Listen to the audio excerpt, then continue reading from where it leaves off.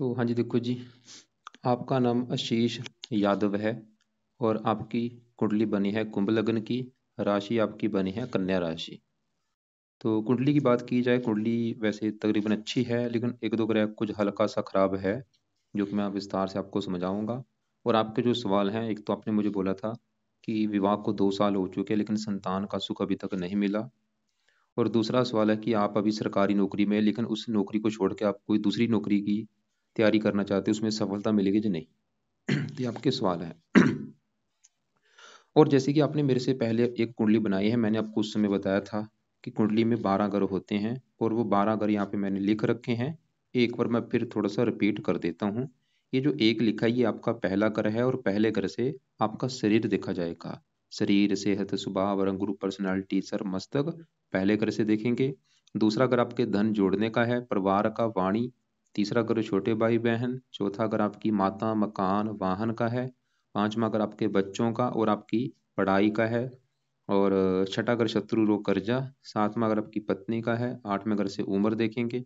नौवें घर से भाग्य है। 10वां घर काम काज। 11वां घर है लाभ। और 12वें घर से आपके खर्चे देखेंगे। तो हमने मतलब जो कुछ देखना है वो घर देखना है, और घर का मालक देखना है। अब बात करते हैं भविष्यवाणी की। भविष्यवाणी में क्या है कि जो 9 ग्रह हैं, असर तो आपके ऊपर देखो जी, सभी 9 ग्रहों का जो है वो पड़ रहा है। लेकिन आपके ऊपर सबसे बड़ा जो असर है वो है उस ग्रह का जिसकी आपके ऊपर है महादशा। और महादशा है इस गुरु ग्रह की। तो गुरु का आपके ऊपर है सबसे बड़ा असर, क्योंकि गुरु की चली हुई है बड़ी महादशा। 14 से चली हुई है, 30 में खत्म होगी। मतलब आपकी लाइफ में जो भी चीजें हो रही हैं, कहीं ना कहीं कारण वो गुरु है। और दूसरा असर इस शुक्र का है, क्योंकि शुक्र की चल रही है अंतरदशा। चौथा महीना 22 से चली हुई है, पिछले 2 साल हो चुके हैं। और ये 12वां महीना 24 में खत्म होगी।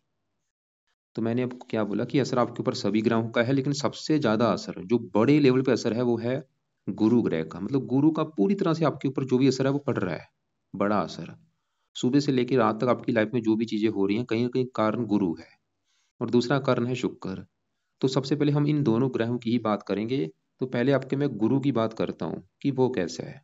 तो गुरु आपका भाई 5वें घर में बैठा है। वैसे अगर सिंपल से पहले बता दूं कि गुरु कैसा है, तो गुरु आपको 100 में से 100% अच्छे फल देगा। ये आपका मुझे बहुत बड़े लेवल पे अच्छा लगा है। तो गुरु देखो जी, जहाँ बैठा है वो है 5वां घर, और ये 5वां घर आपके बच्चों का घर है। आपके बच्चे कैसे होंगे, 5वें घर को देखा जाएगा। 5वां घर आपकी पढ़ाई का भी, आप कितने पढ़े लिखे होंगे। और 5वां घर आपकी बुद्धि का भी है, कि आप कितने बुद्धिमान होंगे। तो ये जो 3 चीजें मैंने बोली हैं, इस 5वें घर से देखेंगे। और पांचवें, क्योंकि फार्मूला है भाई घर का मालक देखना है। तो 5वें घर में 3 लिखा है। 3 है मिथुन राशि, मालक बना बुध। तो 5वें घर के मालक बुध को देख कर डिसाइड होगा इन 3 चीजों के बारे में। और बुध के अलावा 5वें घर में गुरु बैठा है, गुरु को भी देखा जाएगा। और गुरु के ऊपर पड़ रही है शनि की दृष्टि। तो 3 ग्रहों को देखकर डिसाइड होगा आपके 5वें घर की चीजों के बारे में, गुरु, बुध और शनि। तो सबसे पहले मैं 5वें घर में बैठे गुरु की अगर बात करूं, तो गुरु बैठा है 5वें घर में, ये बुध का घर है। और बुध देखो जी, इसका ना तो मित्र है ना शत्रु है, उसके साथ ये समभाव रखता है।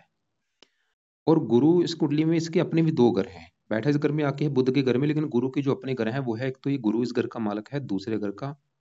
और दूसरा घर आपके है धन जोड़ने का घर, जो आप धन जोड़ेंगे, जो आपका बैंक बैलेंस होगा दूसरे घर से। दूसरा घर परिवार का भी है, वाणी का भी है, दूसरे घर से देखेंगे। और दूसरे घर में लिखा है 12, जो कि है मीन राशि, मालक बना गुरु। तो दूसरे घर की चीजें हम देखेंगे गुरु ग्रह से। और गुरु आपके इस 11वें घर का भी मालक है। 11वां घर है लाभ, इच्छा पूर्ति, बड़े भाई बहन, आमदन। ये चीजें 11वें घर से। और 11वें घर में लिखा है 9। 9 है धनु राशि, मालक बना गुरु। तो मैंने आपको भी क्या बोला कि गुरु बैठा तो 5वें घर में, लेकिन उसके जो अपने घर हैं वो दूसरे घर का मालक है, जो कि धन का घर है। और 11वें घर का मालक है, जो कि लाभ, इच्छा पूर्ति और आमदन का घर है। तो दोनों घरों का मालक गुरु कहाँ बैठा है आपके 5वें घर में, जो कि है संतान का घर। देखो, मतलब धन चला गया उठ के संतान के घर में, लाभ उठ के चला गया संतान के घर में, इच्छा पूर्ति उठ के चली गई संतान के घर में, आमदन उठ के चली गई संतान के घर में। गुरु ये दिखा रहा है कि आपकी संतान पैदा होने के बाद, तत्काल बाद आपकी किस्मत चमक जाएगी। गुरु ये दिखा रहा है आपकी लाइफ में धन आना शुरू हो जाएगा संतान पैदा होने के बाद।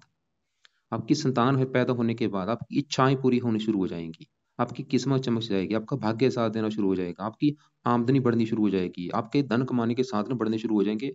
संतान पैदा होने के बाद गुरु ये दिखा रहा है। और गुरु पांचवें घर का करेगा बड़े लेवल पे अच्छा। पांचवा घर संतान का, आपको संतान का सुख जरूर देगा। गुरु एक पुरुष ग्रह है, आपके संतान में लड़के ज्यादा होंगे, लड़कियां कम होंगी। पांचवा घर पढ़ाई का, आपको पढ़ा लिखा बनाएगा। पांचवा घर बुद्धि का, बुद्धिमान बनाएगा। और गुरु की 3 दृष्टियां हैं। पांचवी दृष्टि पड़ेगी पांचवें घर के, पांचवी पड़ेगी 9वें घर के ऊपर, भाग्य घर के ऊपर। ये आपको भाग्यशाली भी बनाएगा, धार्मिक बनाएगा, परोपकारी, धानी। सातवीं पड़ेगी 11वें घर के ऊपर, जो कि गुरु का अपना घर है। भाई अपने घर को देख रहा है। गुरु ये दिखा रहा है कि आपकी आमदनी बहुत अच्छी होगी, आपकी इच्छाएं पूरी, वैसे भी आपकी इच्छाएं पूरी भी करेगा, लेकिन संतान होने के बाद वो इच्छाएं पूरी ज्यादा बड़े लेवल पे होंगी। आमदनी का अच्छा लाभ देगा। और लगन को देख रहा है, लगन का अच्छा कर देगा। गुरु के गुण, लगन मतलब गुरु एक धर्म का कारक, आपको धार्मिक, परोपकारी, भगवान पर विश्वास होगा। और इसके अलावा लगन आपकी हेल्थ अच्छी रखेगा, स्वभाव अच्छा, रंग रूप अच्छा। थोड़ा सा कई बार ये पेट संबंधी दिक्कतें पैदा करता है, पांचवा अगर पेट का है, ज्यादा नहीं वैसे। तो मतलब हमने क्या देखा, गुरु अभी जो मैंने अच्छे फल बोले हैं भाई, थोड़े बहुते बोले हैं, हजारों अच्छे फल है यहाँ पे। ये परिवार का सुख अच्छा देगा, परिवार का सुख अच्छा मिलेगा, धनी बनाएगा। और आपकी संतान भी धनी होगी बहुत ज्यादा, जो आपका बच्चा होगा वो भी धनी होगा, उससे भी आपको धन मिलेगा, वो भी आपको धन कमा के देगा। और खासकर संतान, ये पक्का मैं आपको लिख के दे सकता हूँ, आपकी संतान पैदा होने के बाद भाई आपकी लाइफ में धन बहुत ज्यादा आना शुरू हो जाएगा। ऐसे रास्ते खुल जाएंगे, आपकी लाइफ में धन भी आएगा, किस्मत भी साथ देगी, भाग आमदनी बढ़ेगी, इच्छाएं पूरी होंगी संतान पैदा होने के बाद। लेकिन यहाँ पे एक गड़बड़ क्या हो रखी है, जो गुरु है ये बैठा तो बुध की राशि में, एक नक्षत्र भी होता है कि किस नक्षत्र में बैठा है। ये बैठा है राहु के नक्षत्र में। और राहु क्या है, विलंब का कारक है। ये थोड़ा सा आपके कामों में विलंब भी जो डालेगा, ये गुरु की वजह से। मतलब अगर संतान नहीं हो रही, लेकिन अभी हमने बोला था संतान के लिए 3 ग्रह देखने पड़ेंगे, बुध, शनि, गुरु को। तो गुरु, क्योंकि वैसे भी कहा जाता है कि पांचवें घर में बैठ के कई बार संतान संबंधी थोड़ी सी दिक्कतें पैदा करता है, कई बार संतान देरी से होती है। तो गुरु की आप मतलब क्या करो, उपाय करो, इसके पाठ पूजा करो, क्योंकि ताकि इसका अच्छा फल और कई गुना बढ़े, और जो बुरा फल है वो कम हो। क्योंकि ये राहु के नक्षत्र में बैठने की वजह से थोड़ा सा राहु के फलों को भी दिखाएगा, क्योंकि राहु विलंब का कारक है। तो अगर संतान हो रही है विलंब से होगी, या गर्भपात हो सकता है, ऐसी मतलब दिक्कतें। तो गुरु के उपाय में से आप सुबह के टाइम गुरु का, गुरुवार से स्टार्ट करो, मंत्र आप किया करो। और ये मंत्र देखो जी, ज्यादा से ज्यादा करो, 1 2 जितना कर सकते हो रोजाना। सुबह के टाइम ये मंत्र आप किया करो। ओम ब्रह्म बृहस्पति नमः, ये मंत्र है। गुरुवार संकल्प लेके स्टार्ट करना। कैसे संकल्प लेना, आप ये बोलना कि हे गुरु देवता जी, मेरा नाम आशीष है, मेरी जातीय है, गोतीय है, आपकी मेरे ऊपर चल रही है बड़ी महादशा। और मैं चाहता हूँ ये दशा मेरी अच्छी जाए, आप मेरे संतान के घर में बैठे हैं, जो मुझे संतान को लेकर दिक्कत आ रही वो ना आए, संतान का सुख मिले, इसलिए आपका मैं मंत्र आप किया करूंगा। तो इस प्रकार आप गुरुवार से संकल्प लेके मंत्र स्टार्ट कर लो। ओम ब्रह्म बृहस्पति नमः मंत्र है, रोजाना करो, ज्यादा से ज्यादा मंत्र करना है सुबह के टाइम। और भी इसके उपाय हैं, वैसे फिलहाल तो ये उपाय करो। और बाकी देखो जी क्योंकि अभी मैंने आपको दूसरे ग्रहों के उपाय बताने हैं, तो खाली गुरु का ये अभी एक ही उपाय रखो। तो अब देखो जी आगे बढ़ते हैं, क्योंकि गुरु आपका जरा ये मत सोचना कि गुरु खराब है, वो अच्छा है, बस हमने उसके अच्छे को बढ़ाना है, इसलिए आपको ये मंत्र मैंने बोला है। अब देखो जी, और आपके ऊपर चल रही है शुक्र की अंतरदशा, जो कि चौथा महीना 22 से चली है, पिछले पूरे 2 साल हो चुके हैं। 12वां महीना 24 में खत्म होगी। अब सवाल कि शुक्र आपका कैसा है। तो शुक्र आपका यहाँ पे बैठा है 8वें घर में। लेकिन उससे पहले देखो जी, मैंने आपको बोला था पांचवा घर संतान का, मैंने बोला था संतान के लिए 3 ग्रह देखने पड़ेंगे। तो 5वें घर में जो 3 लिखा है, मालक है बुध, तो आपकी संतान के लिए बुध को भी देखना पड़ेगा। और 5वें घर के ऊपर शनि की दृष्टि है। शनि वैसे तो अच्छा है, 100 में से 100% अच्छे फल देगा, लेकिन शनि 5वें घर को देख रहा है, क्योंकि शनि विलंब का कारक है, वो भी थोड़ा सा संतान में विलंब करेगा। संतान दे देगा आपको, लेकिन संतान थोड़ा सा विलंब से होगी। और 5वें घर का जो मालिक बुध है, अब मैं अगर बुध की बात करूं, क्योंकि मेन घर का मालिक होता है, तो बुध यहाँ पे बैठा है 8वें घर में। इसी घर में देखो शुक्र भी है, बुध भी है, साथ में चंद्रमा भी है। तो बुध बैठे हैं 8वें घर में। और 8वें घर में, ये जो 8वां घर है, ये भाई घर अच्छा घर नहीं होता, क्योंकि 8वें घर से मृत्यु कष्ट देखे जाते हैं, लंबी बीमारी, दुर्घटना, गुप्त रोग, गुप्त विद्या, रुकावटें, गरीबी। अब जो बुध है, घर तो खराब है 8वां घर, लेकिन 8वें घर में जो 6 लिखा है, ये है कन्या राशि, और कन्या राशि का जो मालक होता है वो बुध होता है। और बुध इसी घर में बैठा है। मतलब ये जो बुध है, आपकी कुंडली में 2 घरों का मालक बना है, एक तो 5वें घर का जो कि संतान का घर है, और 8वें घर का जो कि 8वें घर से देखा जाता है उम्र। अब देखो जी, बुध वैसे तो घर अच्छा नहीं, लेकिन क्योंकि बुध अपने घर में बैठा है तो यहाँ पे कोई योग बना है सरल नामक विपरीत राजयोग। इसकी वजह से बुध इस 8वें घर का अच्छा करेगा। बुध दिखा रहा है कि आपकी उम्र काफी कर देगा लंबी, क्योंकि 8वें घर उम्र के घर का मालक अपने घर में बैठा है, उम्र बोझ लंबी कर देगा। लेकिन और बुध ये देखो जी संतान के घर का भी मालक है, संतान का भी सुख देगा, लेकिन थोड़ा सा क्योंकि घर फिर भी 8वां घर है, थोड़ा सा संतान संबंधी चिंता तो आपको पैदा करेगा। जो अभी आपको चिंता हो रही है कि नहीं हो रही, कोई ना कोई दिक्कत आ रही है, तो थोड़ा सा कारण ये मुझे बुध भी लग रहा है हल्का सा, क्योंकि 8वें घर से क्या देखते हैं, रुकावटें देखते हैं, संतान संबंधी रुकावटें, मतलब संतान नहीं हो रही, या हो संतान हो भी जाती थोड़ा सा वो बीमार भी हो सकती है। तो यहाँ पे बुध भी हल्का से कारण है संतान में देरी होने का। तो इसके लिए क्या करना है, इसके लिए देखो जी आप, मैं अभी आपको इसके बारे में उपाय बताता हूँ क्या करना है। तो बाकी देखो जी शनि भी 5वें घर को दृष्टि दे रहा है, वो भी थोड़ा सा संतान में विलंब कर रहा है। उसके लिए भी आपको मैं एक उपाय बताऊंगा।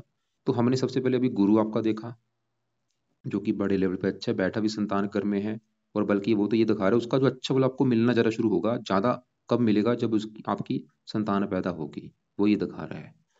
बाकी देखो जी आपके ऊपर चल रही है शुक्र की अंतर्दशा। सवाल की ये कैसे है, तो यहीं पे देखो शुक्र आपका बैठा है 8वें घर में, और 8वां घर मैंने भी आपको जैसे बोला ये घर अच्छा घर नहीं है। तो शुक्र एक तो आपका 8वें घर में बैठा है जो कि खराब घर है, ऊपर से 8वें घर में जो 6 लिखा है, यह है कन्या राशि जो कि शुक्र की है नीच राशि। और ये एक बहुत बड़ी नेगेटिव बात है, क्योंकि जो ग्रह नीच का होता है वो अच्छा नहीं होता। तो शुक्र भाई नीच का होने की वजह से आपको देगा बुरे फल। बुरे फल क्यों देगा, दो कारणों से, एक तो 8वें घर में खराब घर में ऊपर से बैठा भी नीच का है। तो क्या बुरे फल देगा, शुक्र जिन ग्रहों का है मालक, किन ग्रहों का मालक है शुक्र आपकी कुंडली में, एक तो इस घर का मालक है 9वें घर का। 9वें घर से देखा जाएगा आपका भाग्य, भाग्य देखना है 9वें घर से, और 9वें घर में 7 लिखा है जो कि तुला राशि है, मालक बना शुक्र। तो भाग्य अगर देखना है शुक्र से देखा जाएगा, जो कि 9वें घर से 12वें घर में बैठा है, मतलब अपने घर से 12वें घर में, और अपने 12वां घर हानि का भी होता है। एक तो 8वां घर ऊपर से अपने घर में 12वें घर में, तो भाग्य भंग योग बना है शुक्र, और बैठे बैठा भी नीच का है। देखो कमाल की बात है, अपने घर से 12वें घर में बैठा भी नीच का है। तो शुक्र ये दिखा रहा है कि भाग्य भंग योग की वजह से आपका भाग्य आपका साथ नहीं देगा, खासकर इस शुक्र की दशा में आपका भाग्य साथ नहीं देगा। और शुक्र इस कुंडली में इस घर का भी मालिक है चौथे घर का। और ये जो चौथा घर है भाई, क्योंकि चौथे घर में क्या लिखा है, दो दो है वृष राशि, मालिक बना शुक्र। चौथे घर की जो भी चीजें हैं, चौथे घर से देखा जाएगा आपकी माता का सुख, आपका मकान, आपका वाहन, आपकी भूमि जमीन जायदाद नौकर चाकर, ये चीजें हम चौथे घर से देखेंगे। और चौथे घर का मालिक शुक्र है, हमें शुक्र को देखना पड़ेगा। और शुक्र आपका एक तो 8वें घर में ऊपर से नीच का है, तो शुक्र आपको चौथे घर को लेके दिक्कतें पैदा करेगा। जैसे चौथा घर माता का है, तो माता चली गई 8वें घर में नीच राशि में, तो माता संबंधी दिक्कतें पैदा करेगा शुक्र। आपको क्या दिक्कतें पैदा करेगा, कन्फर्म नहीं मुझे, कोई ना कोई करेगा, चाहे तो माता बीमार कर देगा, या माता वैसे माता को बीमार तो करेगा। कौन सा बीमार, कौन सी बीमारी देगा माता को, माता को कोई गुप्त रोग दे सकता है आपकी को, जबकि माता उसको कोई गुप्त अंगों से रिलेटेड कोई रोग हो सकता है, या माता से आपकी बनेगी नहीं, या माता की लाइफ में कोई कष्ट आएगा। चौथा घर मकान का है, आपको मकान को लेकर दिक्कतें पैदा करेगा कोई ना कोई। चौथा घर वाहन का है, वाहन संबंधी दिक्कतें पैदा करेगा। चौथा घर भूमि जमीन जायदाद का है, इनको लेके कोई ना कोई दिक्कतें परेशानियां आएंगी। चौथा घर नौकर चाकर का, इनको लेकर दिक्कतें। और चौथा घर किसका है, जन्मभूमि, मतलब आप जहाँ पे पैदा हुए हैं। तो जन्मभूमि उठ के चलेगी 8वें घर में, विदेश के घर में, आपको जन्मभूमि से दूर लेके जाएगा, आपको जन्मभूमि पर टिकने नहीं देगा। जो कि आपका एक सवाल भी था कि आपका जन्मभूमि पे ट्रांसफर नहीं हो रहा, ये शुक्र की वजह से हो रहा है, क्योंकि जन्मभूमि के घर का मालिक 8वें घर में बैठा है, और बैठा भी वहां पे नीच का है।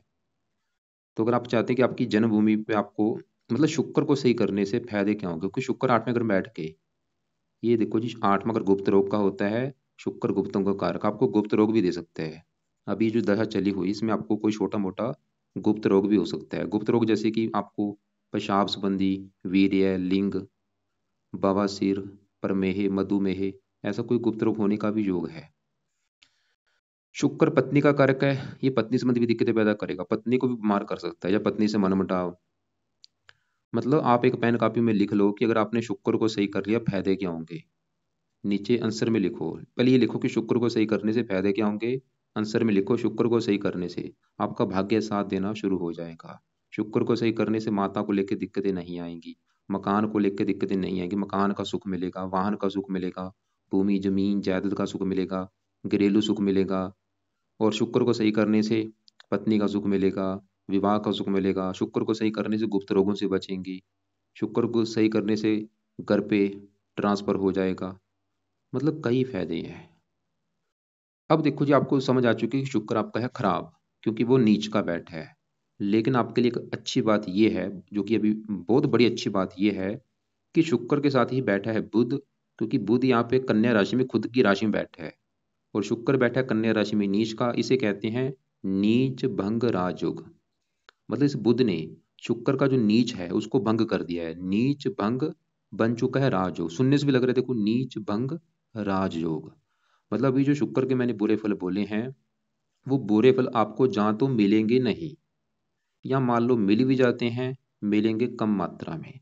लेकिन ये बुरे फल मैंने क्यों बताए हैं, सवाल ये है, इसलिए बताए हैं। आप ये देखो, लक्षण देखो, अगर आपको लग रहा है कि हाँ भाई दिक्कत है, माता संबंधी दिक्कत है, तो शुक्र बुरे फल दे रहा है। अगर आपको लग रहा है कि हाँ भाई पत्नी संबंधी दिक्कत है, बुरे फल दे रहा है। भाग्य साथ नहीं दे रहा, बुरे फल दे रहा है। लक्षण भी आपने देखने हैं। कई बार क्या होता है, नीच भंग राजयोग भाई लागू नहीं होता।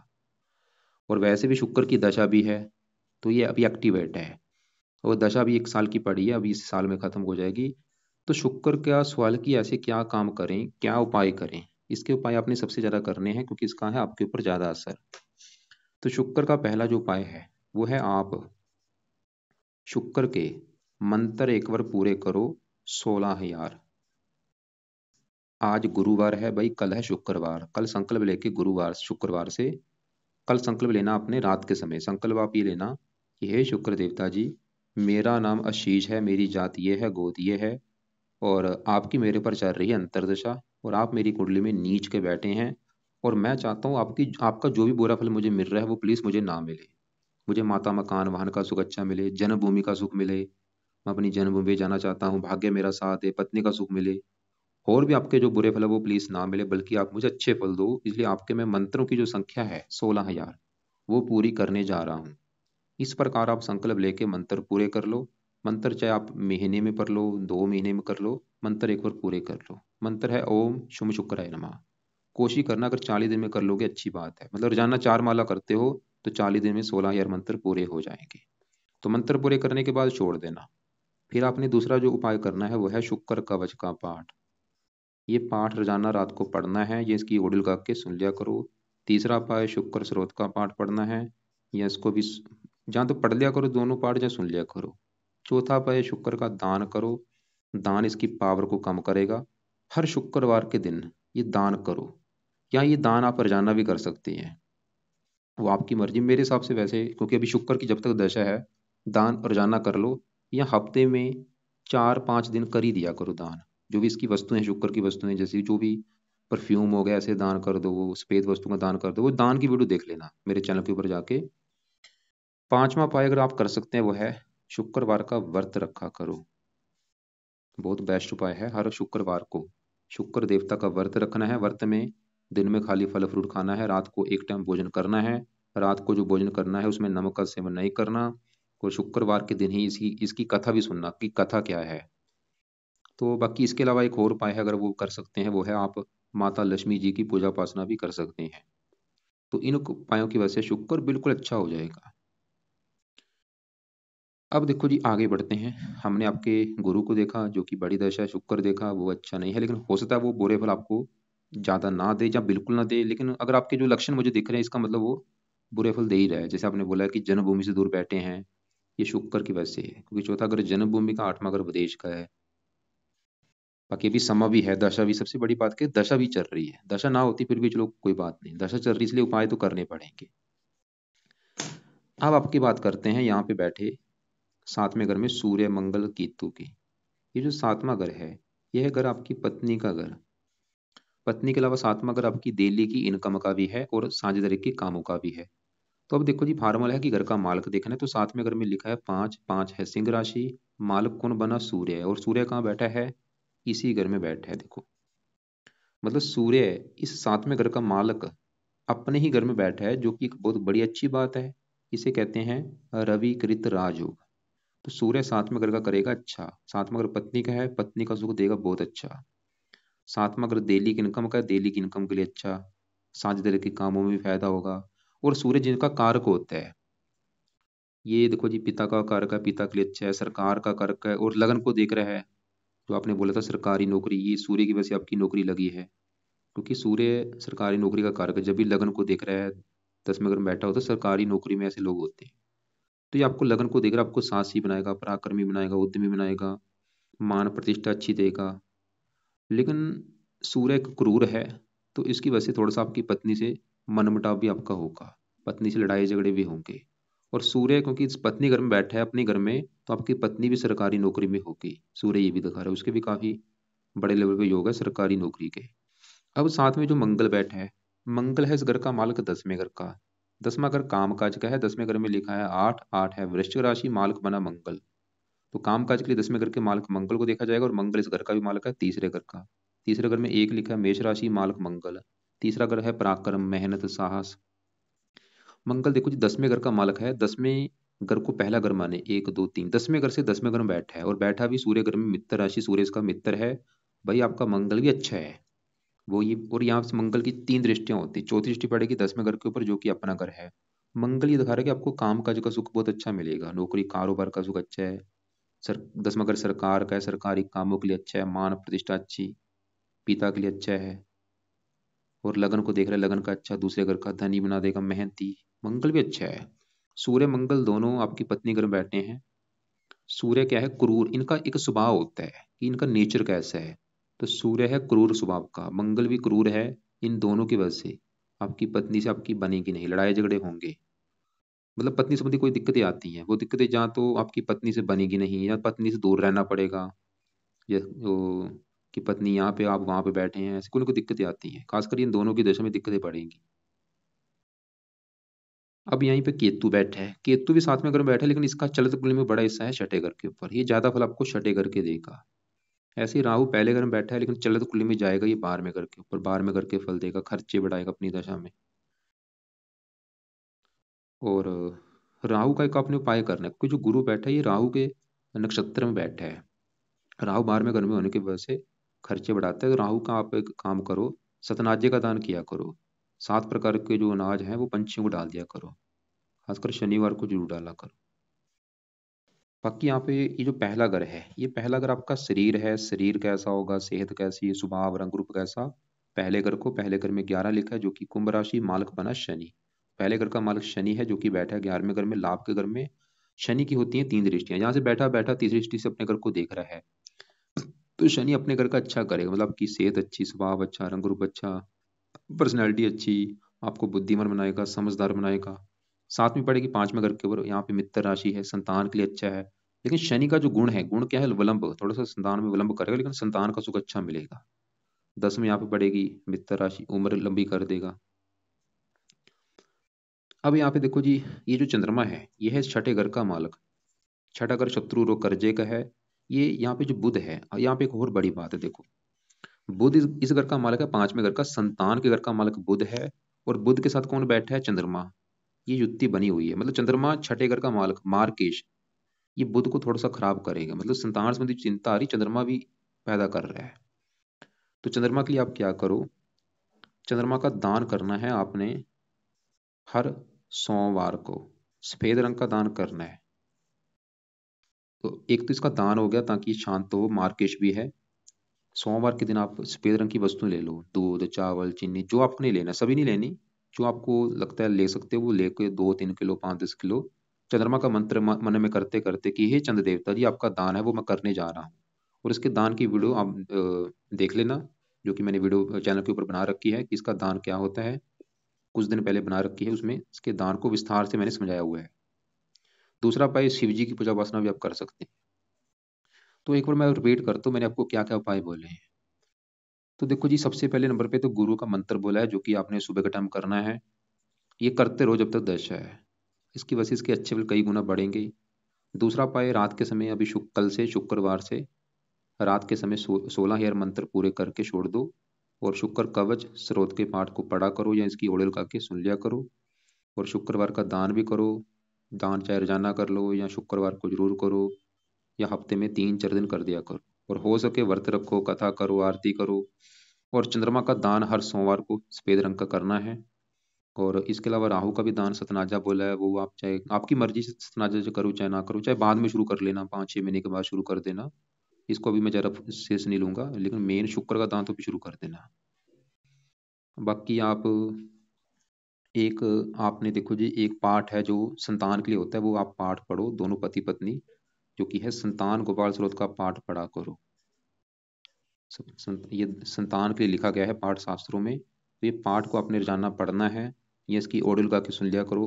कोशिश करो सुबह शाम पढ़ सकते हो, या एक टाइम जरूर पढ़ो, और दोनों पति पत्नी पढ़ो। इसकी वजह से संतान संबंधी जो भी दिक्कतें हैं दूर हो जाएंगी। बाकी कुंडली तकरीबन मुझे अच्छी लगी है। और और बाकी भाई संतान होने के बाद आपकी किस्मत भी चमकेगी, ये कन्फर्म है। तो बाकी आप ऐसा करना, फिर भी जो कोई बात समझ ना लगी हो, कुछ पूछना हो, कॉल करके मुझे पूछ लेना आप।